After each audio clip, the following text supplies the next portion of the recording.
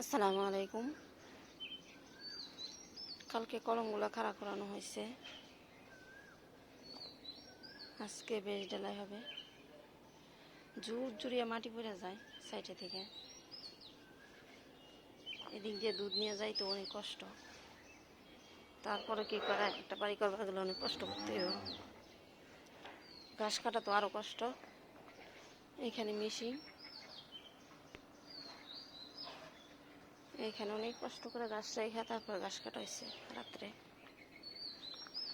যে তারপরে একটা বাড়ি, একটা স্বপ্ন। কষ্ট না করলে কি হইব না।